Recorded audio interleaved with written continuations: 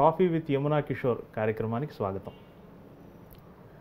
కార్యక్రమం ప్రారంభించగానే జంధ్యాల గారి ఓ కోట్ నాకు గుర్తుకొస్తుంది. అది మీకు చెప్పాలనుకుంటున్నాను. నవ్వడం భోగం, నవ్వించడం యోగం, నవ్వలేకపోవడం రోగం. ఈ తత్వాన్ని ఎంతమంది అర్థం చేసుకుంటారు? బ్రతికి ఉన్న కాలంలో మనం నవ్వుతూ, ఎదుటివాడిని నవ్విస్తూ, మనం సంతోషంగా ఉంటూ, వీలైనంతగా అందరినీ సంతోషపెడుతూ ఉండే జీవితం సార్థకమైనది కదా. ఈ తత్వాన్ని పూర్తిగా నమ్మి ఆచరిస్తున్న వ్యక్తి నా ముందున్నారు. నేను ఎక్కువసేపు సస్పెన్స్ పెట్టదలుచుకోలేదు. నేను మీకు ఈరోజు పరిచయం చేయదలుచుకుంటున్నాను శ్రీ నాగూర్ బాబు గారు, అంటే మనందరి అభిమాన మనో గారు. నమస్కారం సార్. నమస్కారం sir. Coffee with Yamuna Kishore కార్యక్రమానికి స్వాగతం. సిప్పేసి మాట్లాడతా. కాఫీ బాగుంది అంటే మీ ఇంటర్వ్యూ అంత హాయిగా ఉంటుందనేది అందరూ చెప్పిన మాట. Thank you. చాలా సంతోషం ఈరోజు మీ షోలో నేను కూడా వచ్చినందుకు వెరీ హ్యాపీ. శంకరాభరణంతో స్నానం చేస్తా, అలాగే కీరవాణి రాగంతో అలాగే ఉంటుందా మీ లైఫ్?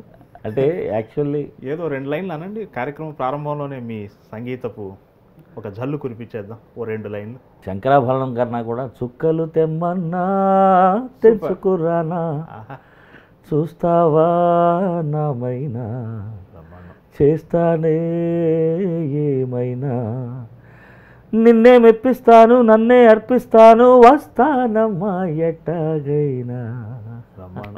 అందులో ఆ చరణంలో కూడా మాట ఖైదీ ఉందా ఇది గోయిందా, అది నాకు చాలా మంచి మాట్లాడుకున్నట్టు అది ఒక అద్భుతమైన సాంగ్. ఇది గోయిందా, ఖైదీ కన్నయ్య కాదా అంటే వీడికి అన్నయ్య వాడు అని. హాస్య చతురత మీకు ఇన్బిల్టా? ఏమిటి దీని వెనక?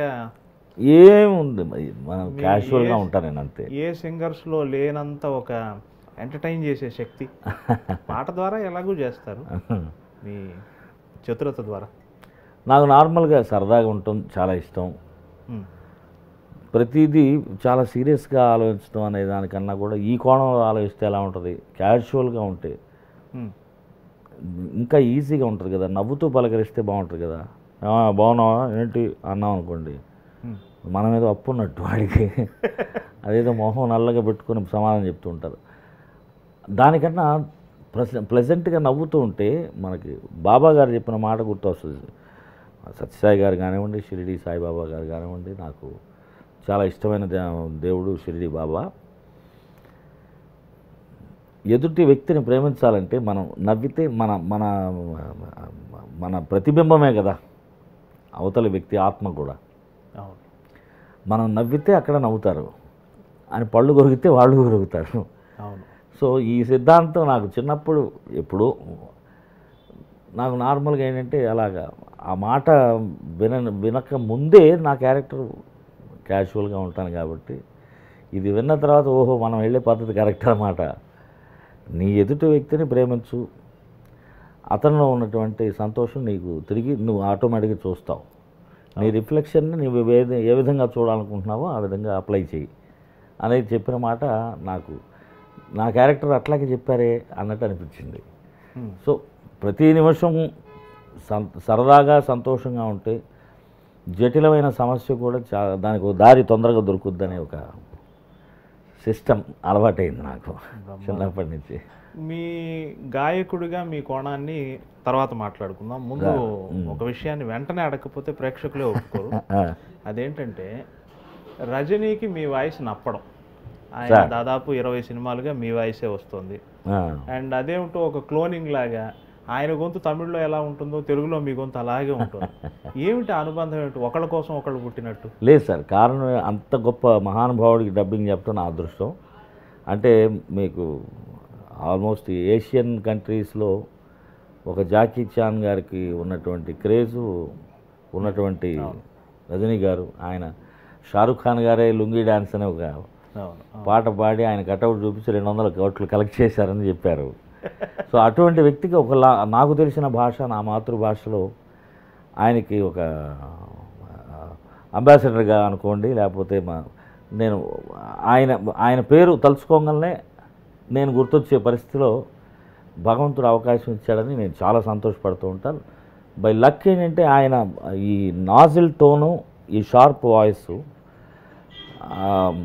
ఎన్నాకన్నా సౌఖ్యమా అని ఆయన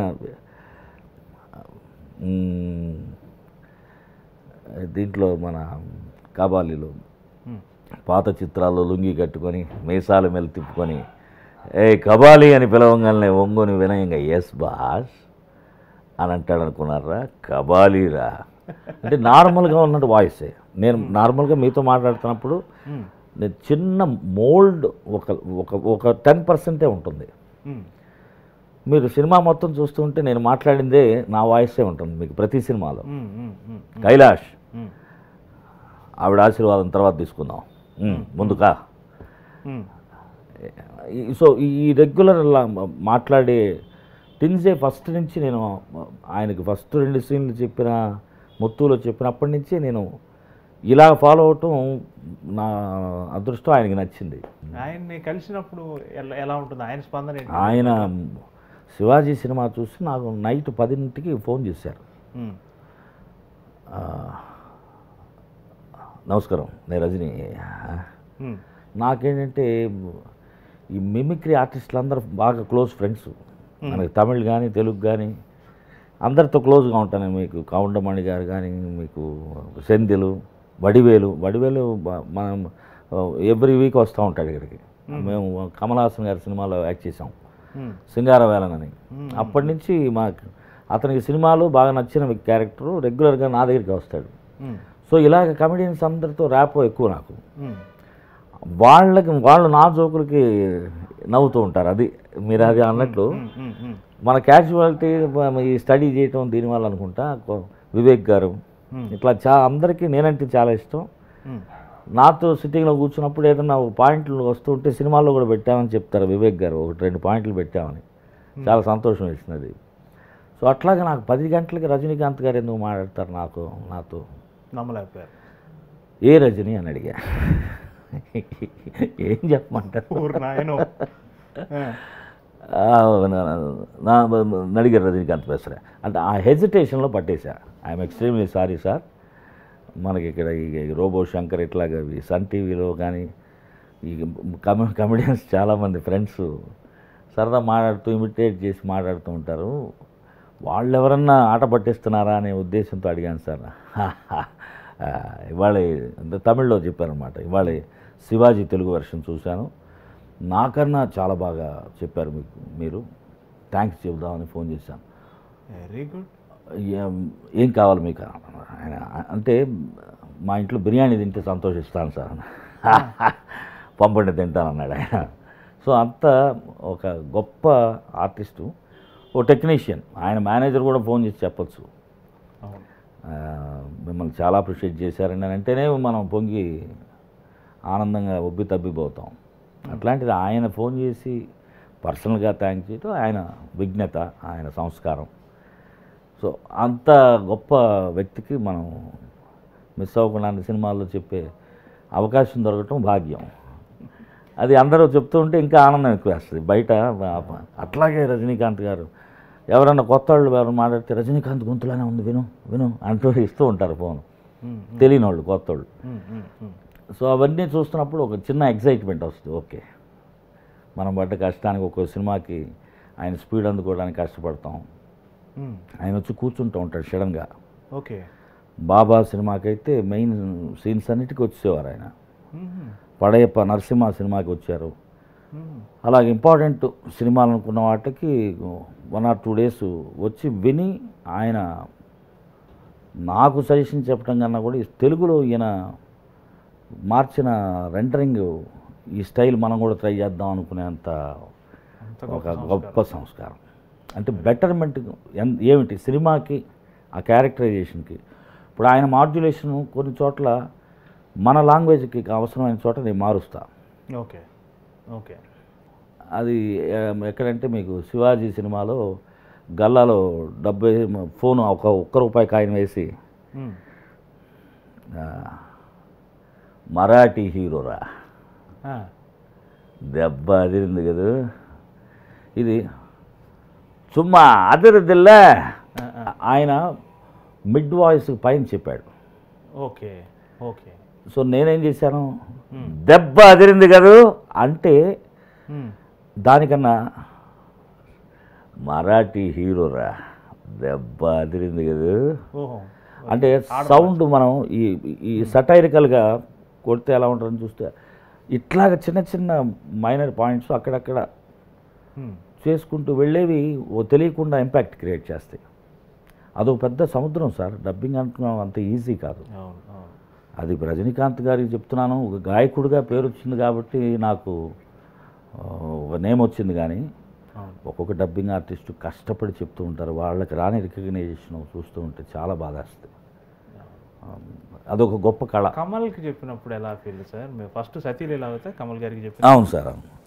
భద్రావతి ఇది వెళ్తే కోటిపల్లి రాదు కొండపల్లి వచ్చేస్తుంది. ఇది ఏంటంటే మనకి కోయంబత్తూరు స్లాంగ్ అండి. ఓకే, కోమరాడు స్లాంగ్. ఆ స్లాంగ్ని పెట్టారు తమిళ్లో. అది ఏంట్రా ఎంగ పోయిటర్క అప్పుడు యాక తెలిపి వారులే ఆయన ఆయన ఆయన స్టైల్ ఆఫ్ వాయిస్ అది కొంచెం సహజంగా ఏంటంటే వాయిసెస్ని ఒక రకంగా ఆ ఫ్లేవర్ తీసుకొస్తే ఎలా ఉంటుందని ట్రయింగ్ చేస్తూ ఉండేవాడిని చిన్నప్పటి నుంచి. దానివల్ల మీరు ఎలా ఉన్నారు, బాగున్నారు, ఇది కమల్ హాసన్ గారి వాయిస్ ఆ సౌండింగ్ తెస్తే ఎలా ఉంటుంది అనేది ప్రయత్నం మైండ్లో ఉంటుంది. కాబట్టి సరదాగా అప్పుడప్పుడు ఫ్రెండ్స్తో మాట్లాడుతూ ఉంటాను. ఇది స్టేజ్లో ఏం చేయలేదు. సో ఆ సినిమాకి ఆ స్లాంగ్ పెడితే బాగుంటుందని అది ట్రై చేసాం. మన రాజమండ్రి స్టైల్ ఉంది కదా, గోదావరి. ఏ తమ్ముడు పండగ పూట లైట్ లేపేసి కూర్చున్నాడు, అన్నయ్య కళ్ళతోడి అంటది. ఓ కళ్ళతోడు ఎట్టానా, వీడు గొప్ప ఇంజనీర్ అయిపోతాడు, స్టీరింగ్ ఏదిరా అదిరా, ఇవన్నీ అక్కడ స్లాంగ్లో మనకి చక్కగా వినే ఒక స్లాంగ్ చిన్నప్పటి నుంచి అలవాటైంది కాబట్టి దానికి దగ్గరగా ఉందని అది అప్లై చేసేటప్పటికి బాగా క్లిక్ అయింది. అట్లాగే కొంచెం నెల్లూరు స్లాంగ్ మిక్స్ చేసి బ్రహ్మచారి అనే సినిమాలో కమల్ హాసన్ 2 సినిమాలు ఆయనకి చెప్పింది. అన్నయ్య బాలు గారు చెప్తారు, ఇది కొంచెం డిఫరెంట్గా మాట్లాడారు కమల్ హాసన్ గారు అనే ఉద్దేశంతో ఈ 2 సినిమాలకి చెప్పడం జరిగింది. గొప్ప ఎక్స్పీరియన్స్ సార్ అదాన్ని. అటువంటి మంచి లివింగ్ లెజెండ్స్కి చెప్పటం కదా. ఎందుకంటే ఇవాళకి మన మార్నింగ్ 6 o'clock కాల్ షీట్ అంటే 5:50కి విత్ మేకప్ స్పాట్లో ఉండే కళాకారులు ఇంకా ఉన్నారని తార్కాణంగా రజనీకాంత్ గారిని కమల్ హాసన్ గారిని చెప్పుకోవచ్చు. సో అట్లాంటి వాళ్ళతో ర్యాపో ఉండటం అనేది పెద్ద ఒక టెక్నీషియన్ పెద్ద అంతకన్నా ఏం కావాలి చెప్పండి. బాలు గారు ఇళయరాజా గారి గురించి చాలా చెప్తారు. వాళ్ళ